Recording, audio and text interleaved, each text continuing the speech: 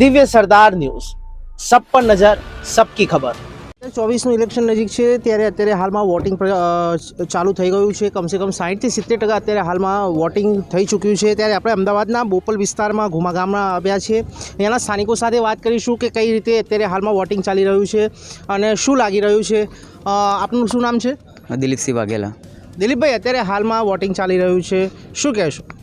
બસ આ જે ઇલેક્શન જે ચાલી રહ્યું છે પણ એમાં તો આપણે જોઈએ છે વોટિંગમાં પણ અત્યારે એવો દેખાઈ રહ્યું છે કે કોઈ વિકાસ નામે કંઈ દેખાતું નથી। આટલી મોંઘવારી, બેરોજગારી આ બધું અમે જોઈએ છીએ। અચ્છા, કયા મુદ્દા ઉપર અત્યારે હાલ તમને એવું લાગી રહ્યું છે કે બીજેપીને વોટ મળશે અથવા ઇન્ડિયા એલાયન્સ જે અત્યારે હાલમાં ગઠબંધન થયું છે? આ વિકાસના નામે જે વાતો ચાલે છે ત્યારે 2014નું મેં તો મીડિયામાં જોયેલું છે 2014માં કે 2014માં જે ગેસ સિલિન્ડર અને પેટ્રોલના ભાવના મારે જ્યારે હલ્લા બોલ કરતા હતા, બરાબર છે, તો અત્યારે શું છે? તો અત્યારે કેમ આ બધી મોંઘવારી અત્યારે નથી નડતી કોઈ પબ્લિકને?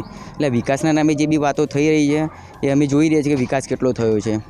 અચ્છા, અત્યારે હાલમાં ઇલેક્શનને લઈને અત્યારે ઘણા બધા નેતાઓ બફાટ પણ કરતા હોય છે, કારણ કે કાર્યકર્તાઓને જોઈને એક જોશ આવી જતો હોય છે અને ના બોલવાનું બોલી દેતા હોય છે સમાજ વિશે, ધર્મ વિશે।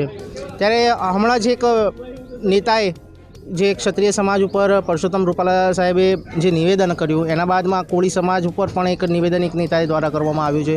કઈ રીતે જુઓ છો સમગ્ર મામલાને? હા, બરાબર છે। જેને રૂપાલાએ જે બી નિવેદન આપ્યું છે તદ્દન ખોટું છે અને જે બી નિવેદન આપ્યું એના વિરુદ્ધમાં જ અમે કરવાના છીએ કે બીજેપી વિરુદ્ધ જ અમારે કરવાનું છે, કેમ કે એને જે બી નિવેદન આપ્યું બહુ તદ્દન ખોટું આપ્યું છે। એના વિરુદ્ધમાં અમારે બીજેપી વિરુદ્ધ કરવાનું છે વોટિંગ। 400 પારનો નારો લગાઈ રહ્યો છે, કઈ રીતે જુઓ છો 400 પારને નારાને?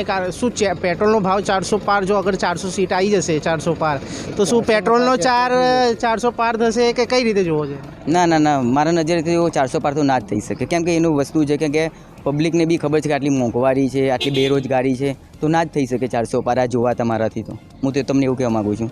અચ્છા, આપણી જોડે આપણે બીજા સ્થાનિક સાથે પણ અહીંયા વાત કરીએ, તેમની સાથે પણ ચર્ચા કરીએ, તેમનું શું મત છે। શું કહેશો અત્યારે હાલમાં જે રીતે વોટિંગ ચાલી રહ્યું છે, શું કહેશો? વોટિંગ તો પહેલાંના જેટલું ચાલતું નથી, અત્યારે 35થી 40% જેવું થઈ રહ્યું છે।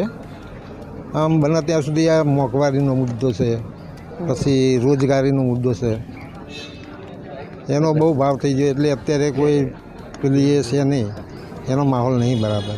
અચ્છા, શું લાગે છે ઇન્ડિયા ગઠબંધન થઈ ગયું છે?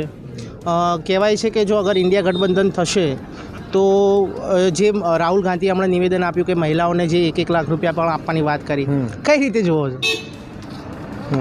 એ તો એમની સરકાર બને રાહુલ ગાંધીની તો જે વિચારે છે એવું કરશે રાહુલ ગાંધી, મને એવું લાગે છે। પણ કયા મુદ્દા એવા છે? પણ તમે જુઓ તો કે ઇન્ડિયા ગઠબંધનની અંદર ઘણા બધા નેતાઓ અત્યારે હાલમાં બીજેપી જોઈન કરી દીધું, જે રીતે અત્યારે આમ આદમી પાર્ટીના પણ ઘણા બધા નેતાઓ બીજેપી જોઈન કર્યું છે, કઈ રીતે જુઓ છો?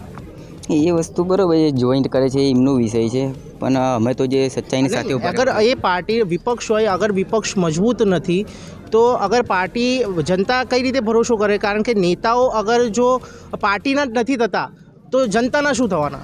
વાત તમારી 100% સાચી છે। પાર્ટીનાથી પણ જે વિચારધારા પર અમે ચાલવાવાળા માણસો છીએ, એટલે અમે સચ્ચાઈ છે તે સચ્ચાઈને પાર્ટીમાં જ અમે રહેવાવાળા માણસો છીએ।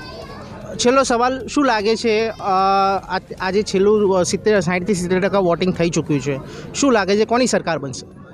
અમે તો બીજેપી વિરુદ્ધ જ વોટિંગ કર્યું છે। અમે બીજેપીને વોટ નથી આપ્યો, કેમ કે અમે અમારા સમાજનું જ્યારે આટલું બધું થયું ત્યારે અમે એ વસ્તુથી જોઈએ છીએ કે આ વસ્તુ તદ્દન ખોટી થઈ છે, એટલે અમે બીજેપી વિરુદ્ધ કર્યું છે અને બીજેપીનો વોટ અમે આજીવન આપવાના નથી। ચોક્કસ, તો અત્યારે હાલમાં જે રીતે અત્યારે હાલ અહીંયાની જે જનતા કહી રહી છે કે હાલ જે મોંઘવારીના મુદ્દા છે, જે પેટ્રોલના મુદ્દા છે, જો અગર બીજેપી જો 400 પાર આવશે તો જે સંવિધાન બદલવાની વાતો થઈ રહી છે, મોંઘવારીને જે લઈને મુદ્દાઓ છે, તે ક્યાંક ને ક્યાંક જનતાને આડઅસર કરશે, તે હવે નક્કી છે।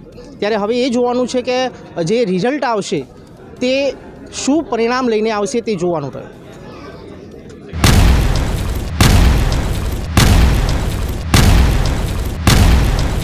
દિવ્ય સરદાર ન્યૂઝ, સબ પર નજર, સબકી ખબર।